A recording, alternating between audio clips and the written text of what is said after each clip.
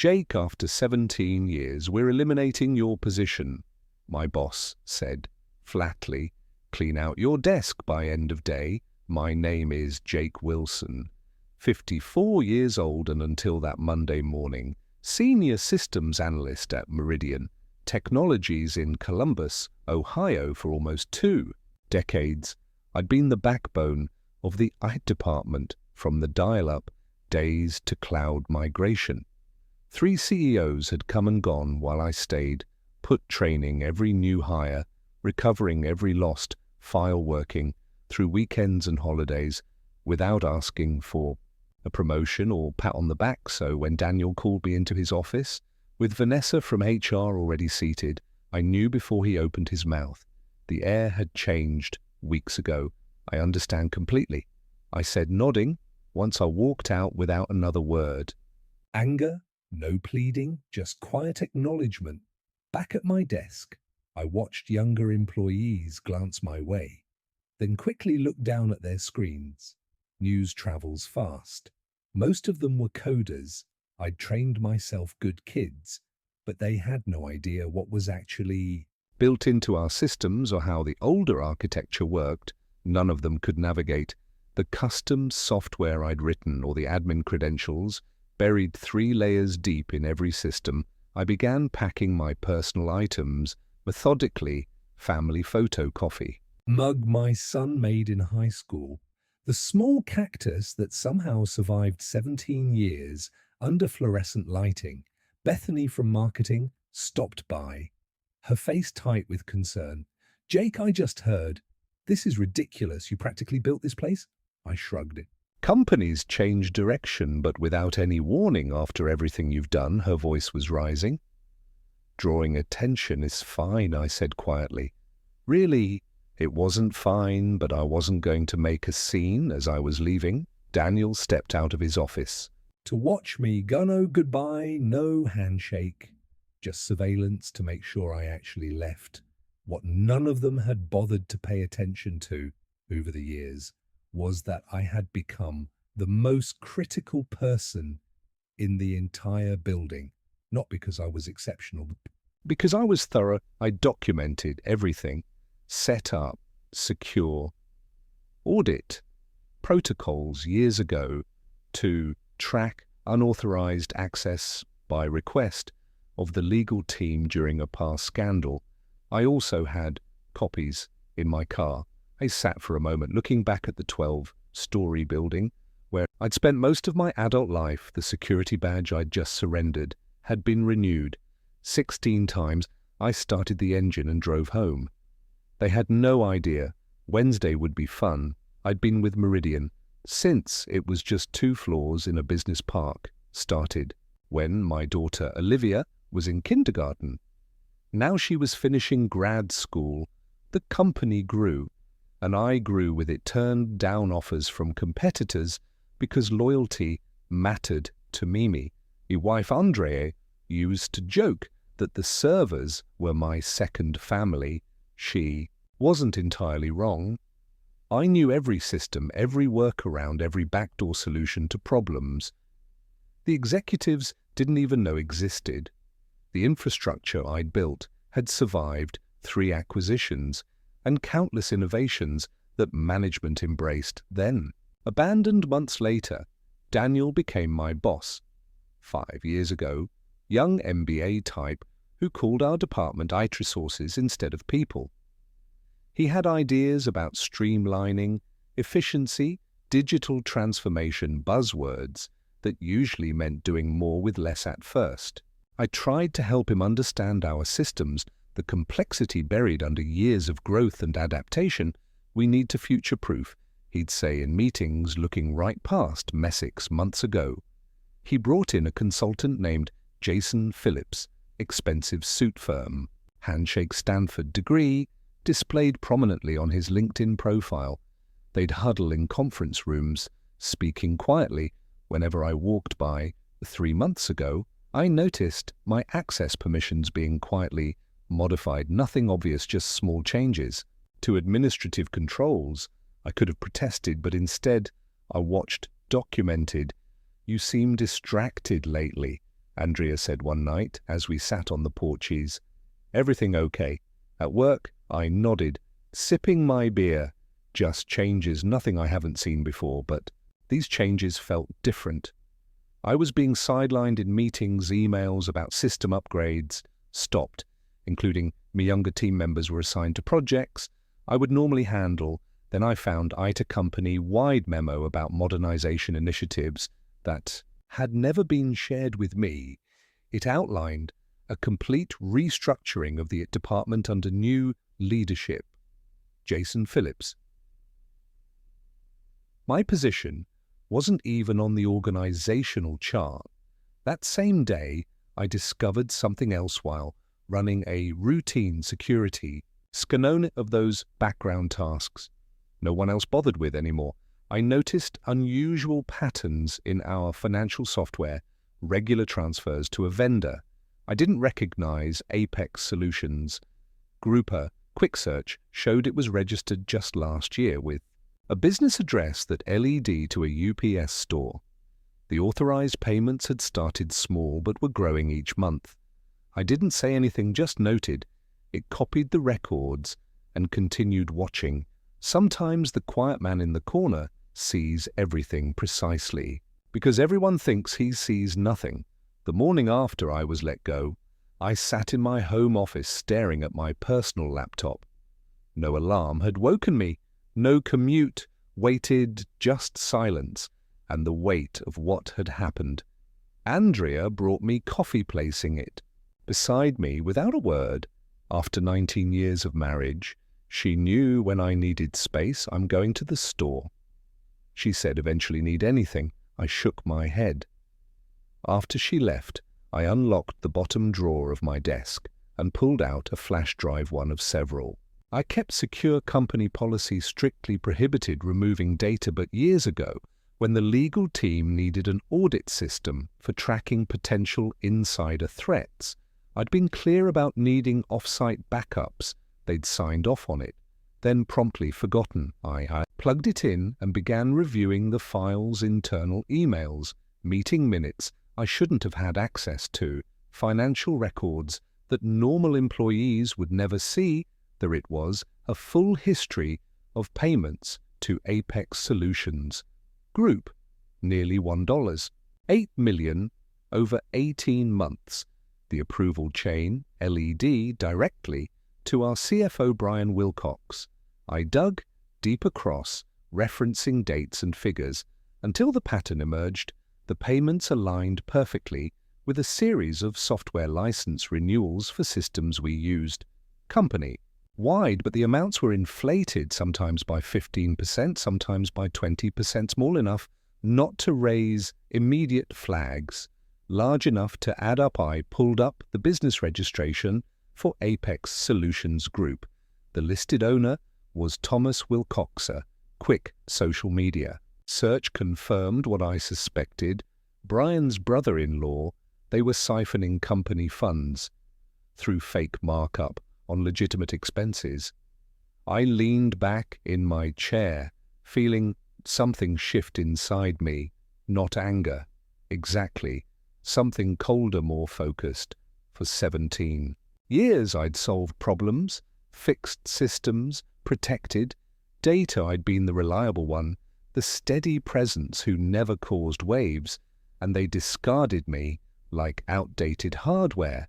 My phone buzzed with a text from Stephen, a junior analyst I'd mentored over the past 2 years. "Sorry about yesterday. Total BS, what they did. Phillips is already moving into your old office." I set the phone down without responding. The pieces all fit. Now, Daniel and the CFO needed me gone before anyone could connect the dots, and their scheme, they probably thought the evidence would disappear. With me, that I was just some aging tech guy who didn't understand modern finance. I opened my email and began drafting a message to the board of directors, then stopped, finger hovering over the send button. Too direct, too easy to dismiss as the bitter accusations of a fired employee. I needed leverage, precision, a way to expose the fraud that couldn't be ignored or covered up. I deleted the draft and started making plan. Tomorrow was Wednesday. Board meeting day, quarterly financials would be presented, bonuses would be approved, perfect timing. I closed the laptop and walked to the living room window, looking out at the neighborhood where we'd raised our kids and built our life for the first time. Since yesterday, I smiled Wednesday morning. I sat in my car across the street from Meridian's headquarters, watching employees stream through the revolving doors. In the passenger seat was my laptop, logged into an email account I'd created years ago for security testing that appeared to come from an internal company domain but wasn't tracked in the main directory. At exactly 9:00 a.m. I sent my first move and email to Daniel with the subject line, "Financial irregularities, urgent review needed," and a basic summary of what I'd found regarding the Apex payments. I included just enough detail to be credible, but kept the brother-in-law connection out of it. If Daniel was involved, he'd panic if he wasn't. He'd investigate either way. I'd learned something by 9:45. My phone rang. Daniel's number. I let it go to voicemail. His message was terse. "Jake, we need to discuss your email immediately. Call me back." I didn't. Instead, I drove to a coffee shop, set up my laptop and waited. At 10:30, another email appeared. This one. From Vanessa. "In HR Meister, Wilson, we've received concerning communication from you that potentially violates your separation agreement. Please cease all contact with Meridian employees and remember your confidentiality obligations. Any further communications may result in legal action." So that's how they were playing it. Threaten, dismiss, isolate. I hadn't signed any separation agreement. At noon, I drove to my bank and accessed my safe deposit box. Inside was another backup folder, but with critical information I hadn't included on my regular drives. Among the files were original security protocols I designed, including documentation of who had access to what systems and when changes were made. According to these records, Brian Wilcox had personally requested expanded access to the financial approval systems 18 months ago, right when the Apex payments began back home. I found 3 more missed. Calls Daniel, Vanessa, and now Jason Phillips. I hadn't expected him to get involved so quickly. Interesting, I checked my personal email to find a message from Stephen marked "Urgent Jake," they're saying. "You sent some crazy email about financial fraud, Phillips. Called an emergency meeting. Everyone's talking. They're pulling your access to everything, even historical stuff. We need to do our jobs. What's going on?" Poor kid caught in the crossfire. I sent a brief reply. "Don't get involved. Stephen, just watch at 3 p.m. My home phone rang a number I hadn't used for business in years. I picked up, but said nothing. "Jake, it's Brian Wilcox." His voice was steady, controlled. "We should talk about your concerns. I think there's been a misunderstanding. Is that what you call it?" I asked. "Look, transition periods are always difficult. If you have questions about company finances, there are proper channels like the board." I interrupted. "Silence. Then the board doesn't need to be bothered with operational details. Why don't we meet tomorrow? Just you and me. We can clear this up." "Sorry, I'm busy tomorrow," I said. "Besides, I think the board might actually be very interested in Apex Solutions Group. And your brother-in-law, the sharp intake of breath, told me everything. You're making a serious mistake," he said. "Finally, we can make this right. Generous severance references, whatever you need. Goodbye, Brian," I said, and hung up. Within 10 minutes, Vanessa emailed again. Suddenly my severance package had double, with an attached agreement requiring my complete confidentiality regarding all company matters. They were scrambling now, but they still thought they were dealing with a simple extortion attempt. They had no idea what was coming. Thursday morning brought clarity and confirmation. I'd spent the night combing through years of data connecting dots I'd previously overlooked. The Apex scheme wasn't Brian's first creative accounting project.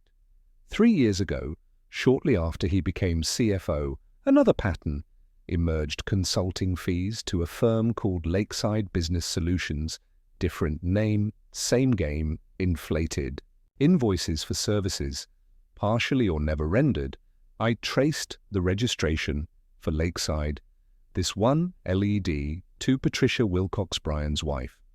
The woman was apparently CEO of a company that had no website, no employees, and a virtual office address. But the bigger revelation came when I dug into email archives.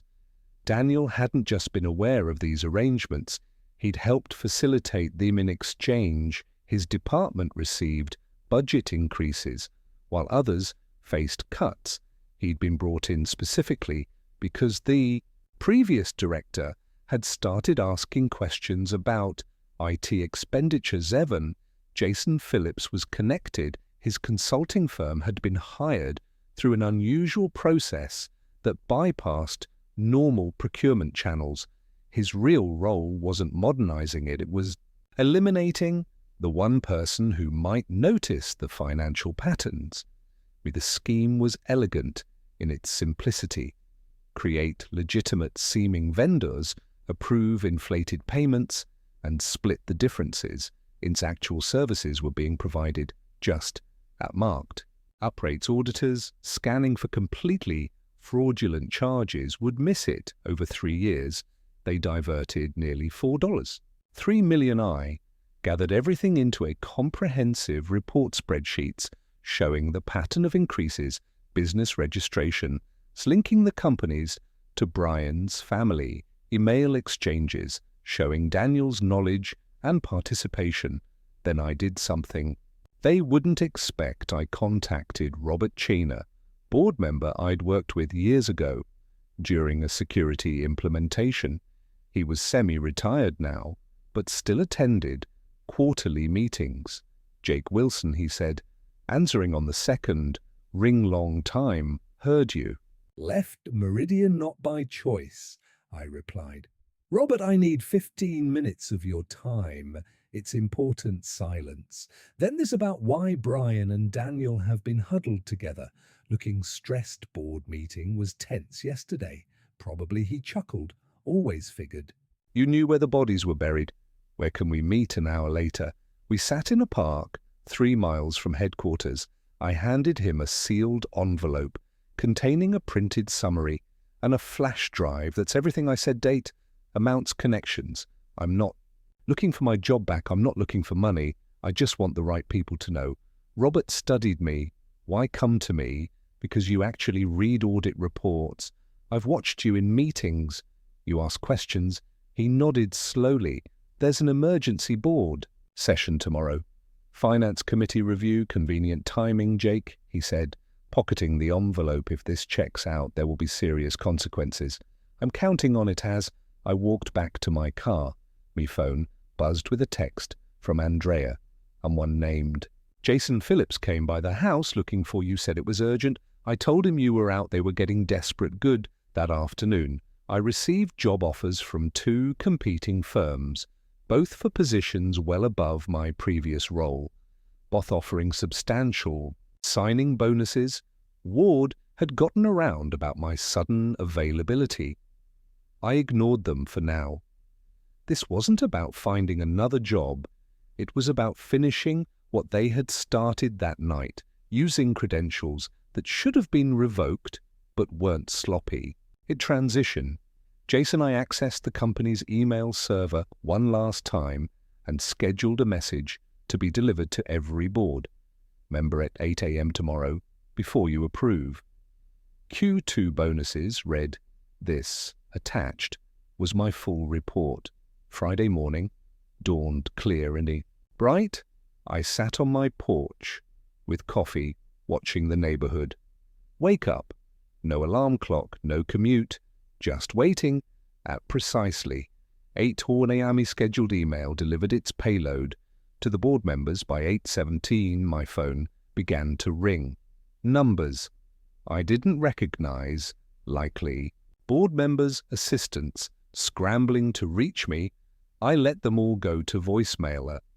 At 9 a.m., The emergency finance committee meeting would begin.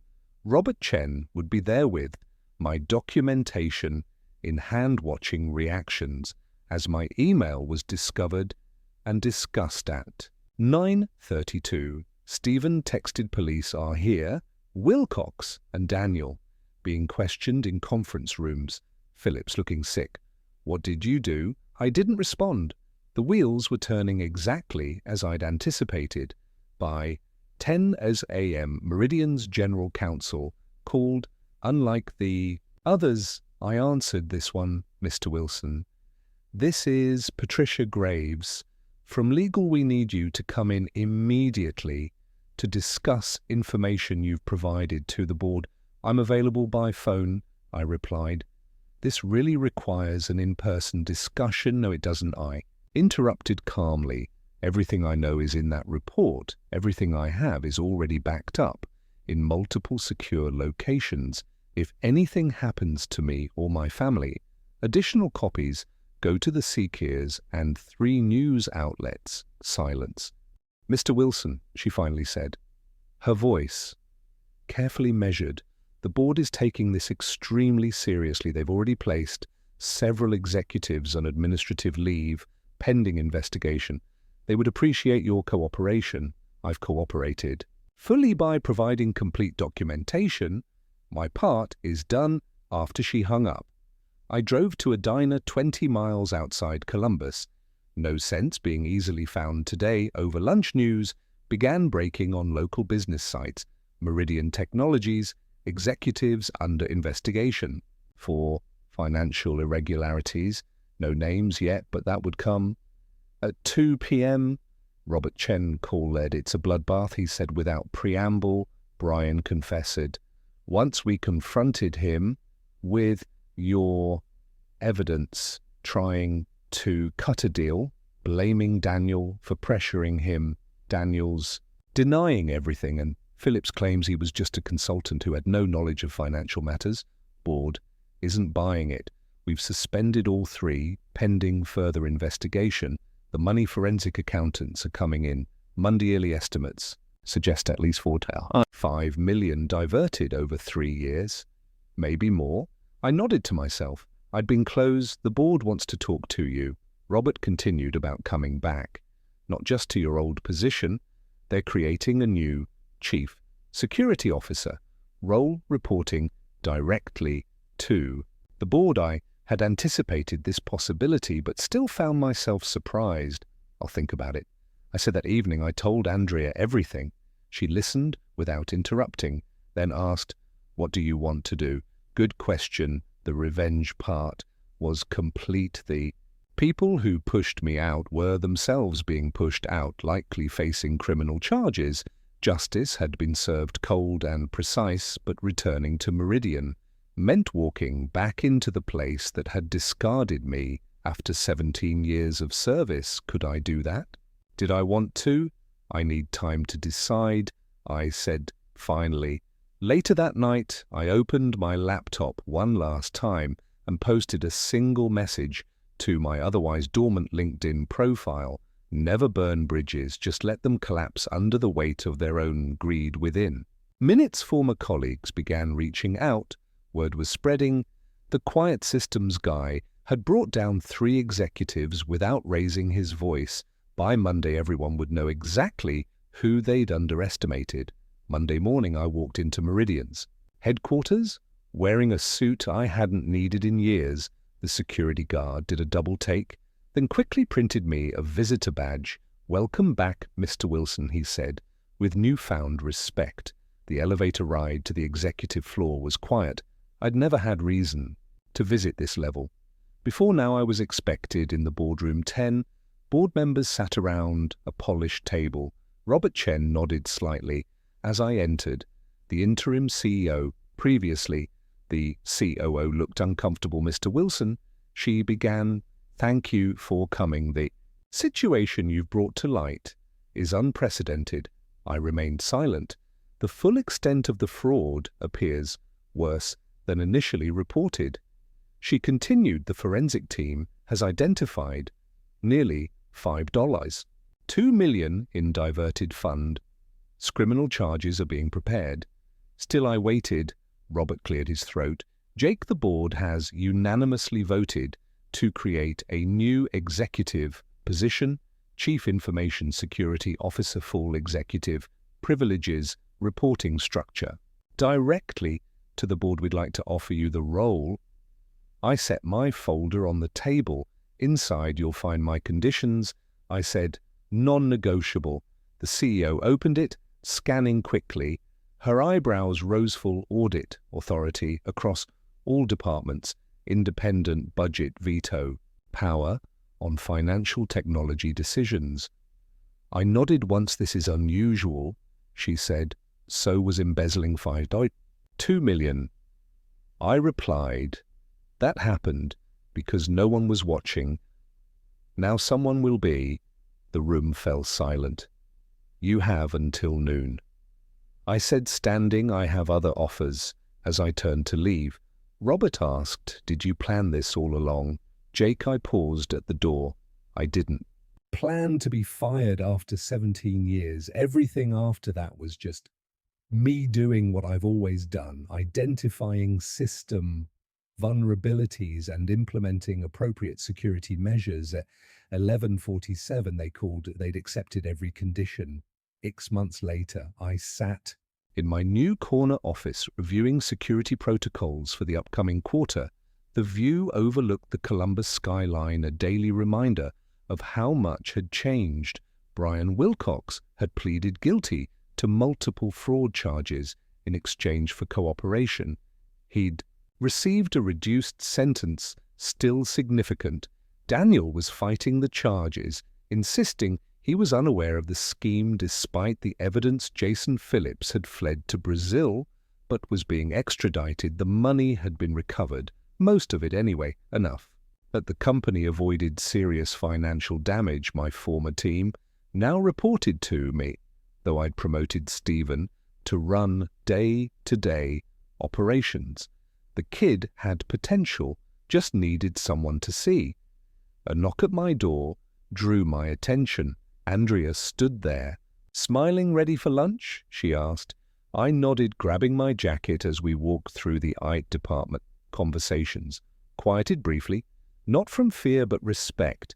These people knew what had happened, knew I could have destroyed the company instead of saving it. In the elevator, Andrea squeezed my hand. Happy? I considered the question.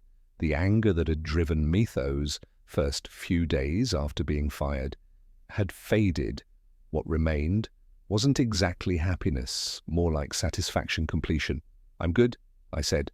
Outside, the October sun warmed our faces as we walked to a nearby restaurant. My phone buzzed with a message from Robert Chenboard. Approved. Your security budget increase unanimous. Vote. I smiled slightly. No arguments, no questions, just trust. Andrea noticed my expression. What is it? Nothing, I said, sliding the phone back into my pocket, just thinking about bridges. Some collapse under their own weight. Others, once repaired, become stronger than they ever were before. I'd built this one right this time.